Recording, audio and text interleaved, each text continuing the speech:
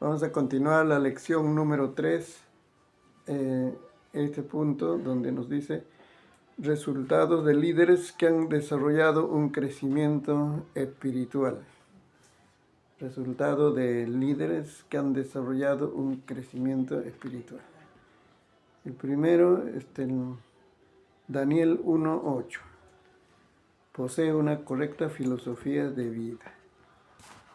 Daniel 1:8. ¿Dónde está el texto ahí? Bueno, ¿qué dice aquí Daniel? Ezequiel, Daniel.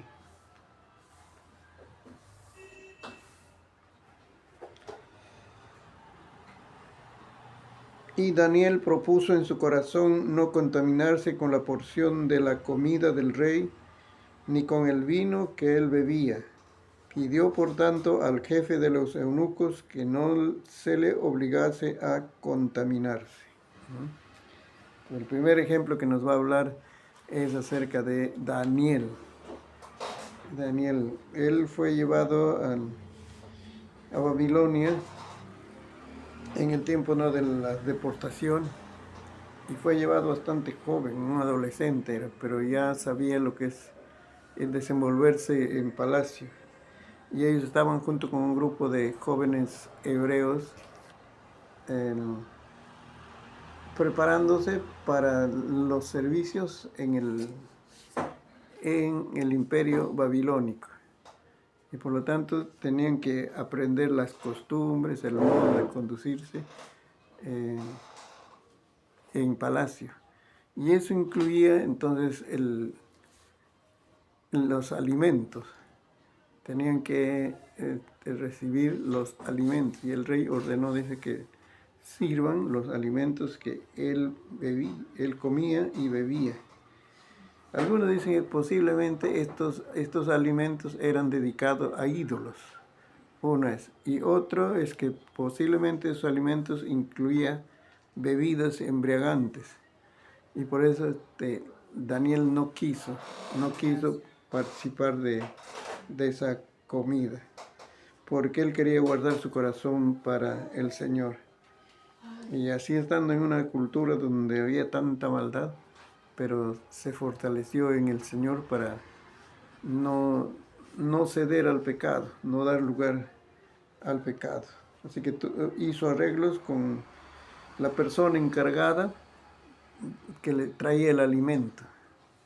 Dice, solamente quería legumbres y otras cosas que no incluían todo lo que son esas comidas abundantes para los reyes. Y se sometió a una prueba. Si dentro de 10 días nos ves ya con un rostro decaído de repente, entonces ya tendría que ser obligado a comer los alimentos del rey. Pero dice, cuando pasó esos días, los jóvenes hebreos estaban con un mejor semblante. Así que los que comían el rey. Sí, así que ellos pasaron la prueba y fueron ayudados por el Señor para que pudieran mantener ahí su testimonio, ¿no?, delante de todos, y vean que este pueblo tenía costumbres tan diferentes como los de Babilonia, ¿no? A eso se refiere la correcta filosofía de vida. Quiere decir que él establecía, ¿no?, cuál iba a ser su conducta, aunque no tenía otras personas que le estaban enseñando, aconsejando, sino ahí entre los jóvenes cultivaban su vida espiritual estando en un país tan corrupto. El segundo es, posee un espíritu conforme al corazón de Dios. Posiblemente es otro, Hechos 13:22. Sí. Bueno, no. Estoy en discipulado. Ya. Está Gracias, pastor. Bendición. Dice así, Hechos 13:22. Quitado este, les levantó por rey a David, de quien dio también testimonio diciendo, he hallado a David, hijo de Isaí, varón conforme a mi corazón, quien hará todo lo que yo quiero. A David lo llama un varón conforme al corazón de Dios. Comenzamos nuestro estudio con el triste ejemplo de un hombre que nunca maduró. Estábamos hablando de la niñez espiritual. Durante 40 años Israel fue sujeto a todos sus caprichos, la mayoría de ellos dedicados a cumplir con metas completamente ajenas a las necesidades del pueblo. Mucho antes de la muerte de Saúl, Dios ya había formado un nuevo hombre para ocupar su puesto y cumplir con el ministerio que le había sido originalmente encomendado a él.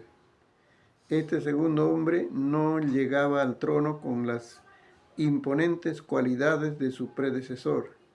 No era más que un pastor de ovejas, pero el Señor había visto su corazón y había encontrado allí los deseos ardientes de agradar en todas las cosas. Entonces David desarrolló, ¿no? También era joven, desarrolló ese temor, ese respeto a Dios, y el Señor lo eligió para que sea rey. Pero en ese caso Saúl estaba como rey. Ya el Señor lo había destituido, pero Saúl se aferraba al cargo y lo perseguía a David. Pasó un buen tiempo así como perseguido. Y él tuvo la oportunidad de vengarse de Saúl en 2 ocasiones. Pero David tenía un corazón diferente, no era vengativo. Él no quería llegar al trono por la violencia, quería llegar al trono por la voluntad de Dios, cuando Dios le abre la puerta, la oportunidad. Y entonces le perdonó la vida a Saúl. Pero pasaron más muchas circunstancias en que su vida estaba en peligro, le perseguían a un hombre, claro, ya logró tener también un grupo de seguidores, quien les acompañaba, también eran hombres de guerra, ¿no? Pero no era nada comparado con lo que tenía el Saúl. Saúl tenía todo el ejército. Cientos de personas salían a perseguir a David. Pero el Señor lo cuidó y llegado su tiempo, ya también David llegó a ser rey, ¿no? ¿Y por qué lo buscaba matarlo? Porque él supo que David iba a llegar a ser rey. Entonces, es como decir, ¿no? Si lo elimino él, entonces yo voy a seguir siendo rey. Pero el Señor le había... ¿Por celos? Ajá, por celos. El Señor ya le había destituido a Saúl por desobedecer pues, las órdenes. Y entonces David tuvo que guardar su corazón. Mira, a pesar de que David no procedía de familia de reyes, sino era sencillo de su origen, también su actividad no era pastor de ovejas, pero el Señor le escogió, ¿no? Para que sea rey, dice, porque tenía un corazón sencillo, inclinado a las cosas de Dios. Cuando mató a Goliat. Sí, el Señor le respaldó en todo eso. Viendo tantas cosas que Dios le respaldaba a David, pero Saúl se aferró al cargo, pero no quería dejarlo. Por eso procuró matarle. El líder, también el punto C, el líder maduro desarrolla un servicio responsable. Conoce sus dones y responsabilidades para con el ministerio, como también sus responsabilidades familiares, a las que cumple con fidelidad y complacencia. No permite que otras actividades lo distraigan de lo que debe hacer y administra sabiamente su tiempo en el cumplimiento de estas responsabilidades. El líder inmaduro es doblemente irresponsable, primeramente porque no cumple lo que ha prometido. En segundo lugar, porque no cumple lo que debería estar haciendo primariamente. Eso es lo más importante. Su vida es una inconstancia permanente. Eso de desarrollar un servicio responsable es hacer las cosas, establecer una línea de prioridad. ¿Qué es lo más importante? En nuestra vida vamos a tener que establecer prioridades. ¿Qué es más importante en este tiempo, en esta época de la vida, ¿no? Y luego ya saber también atender las demás exigencias de la vida, ¿no? Y cuando se compromete en hacer algo, cumple su palabra. Ese es el líder responsable, ¿no? Va a haber tantas cosas que nos pueden distraer, ¿no? De desviar de nuestro trabajo como líderes, pero hay que saber administrar nuestro tiempo y hacer las cosas que son importantes, como decir, en primer lugar, ¿no?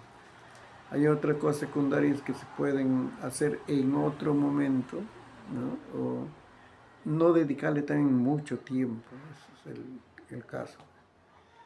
Y algunas cosas que tenemos que renunciar, porque no se puede vivir una vida intensa de servicio a Dios y tener todas las libertades que tiene cualquier persona, ¿no? Que no tiene responsabilidades.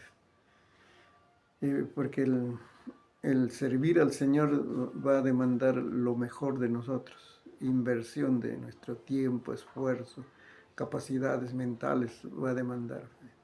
Entonces hay que saber elegir esta fuerza, esta capacidad que tengo, a dónde debo invertirlo. Y de esa manera entonces lograremos hacer bien el trabajo, ¿no? Y el siguiente es actitud correcta. El líder maduro está abierto al diálogo con otras personas, dispuesto a recibir críticas aun cuando sean injustas. Él sabe que en toda crítica hay algo que se puede rescatar y aplica el principio de examinar todas las cosas y retener lo bueno. Hasta ahí lo que nos está hablando es cómo reaccionar cuando hay críticas a nuestro liderazgo.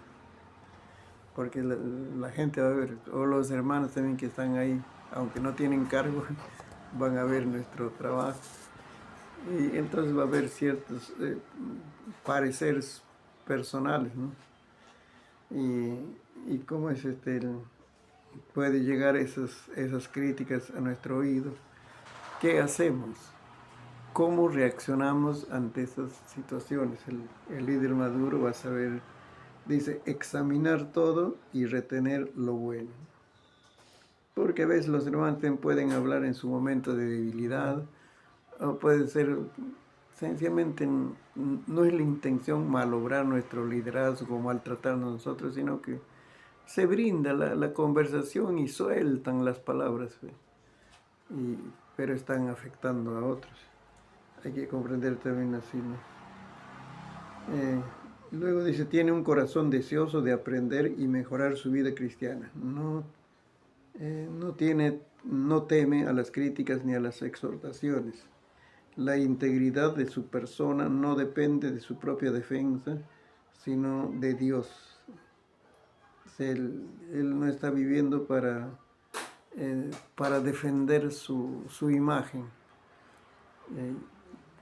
sino que él sencillamente se conduce desarrollando su trabajo y él lo hace como para el Señor. Y por eso entonces va a saber manejar, ¿no? Estas situaciones críticas que puede pasar en el liderazgo, ¿no? El líder inmaduro ve toda crítica como un ataque contra su persona y rápidamente se ofende. El inmaduro. Eso hay que tener cuidado cuando... Se ofende de cualquier cosa. Sí. Si del Señor Jesucristo hablaban cosas mentiras, siendo el hombre más santo, santo. Pero Dios nunca reaccionó a eso. Sí, ¿ven? Si el Señor Jesús sabía que Judas Reaccionar. le iba a entregar, le iba a vender por 30 monedas, ¿no? Pero Jesús lo trataba con amistad, así, como decir, con toda buena voluntad. Según sabiendo. Sí, sabiendo. Y hasta lo último, dice, ¿no? Hasta lo último. Por eso es que nadie sospechaba que Judas iba a ser el que iba a traicionar. Cuando el Señor Jesús le dice pues, a Judas, lo que vas a hacer, hazlo, dice. Los discípulos interpretaron de repente, como era costumbre, dice, en la cena, dar ayuda social a los pobres, huérfanos, así, ¿no? Y como Judas tenía la tesorería, entonces los discípulos interpretaron, seguramente le está diciendo que ayude, dé una ayuda social a alguien. Así entendieron. Pero el Señor Jesús le estaba como si soltando, ¿ya? Si tu corazón está inclinado a venderme, traicionarme, hazlo. Y Judas ya sabía lo que iba a hacer. Pero tanto fue su debilidad, ¿no? Por el dinero, que llegó a eso, a vender a su maestro. Así como conclusión, entonces, Dios puede hacer mucho con líderes maduros y esta madurez no se obtiene con el tiempo. Es decir, que un líder que conozca al Señor desde hace mucho tiempo no garantiza que éste sea maduro. Pues hay gente que en el Evangelio que tiene muchos años en el camino y no tienen una meta definida. Así nunca podrán llegar a ser maduros. Vayamos pues en pos de la madurez para que podamos ser grandes instrumentos de Dios. El siguiente tema nos va a hablar del tiempo. Así que con esto concluimos la lección 3.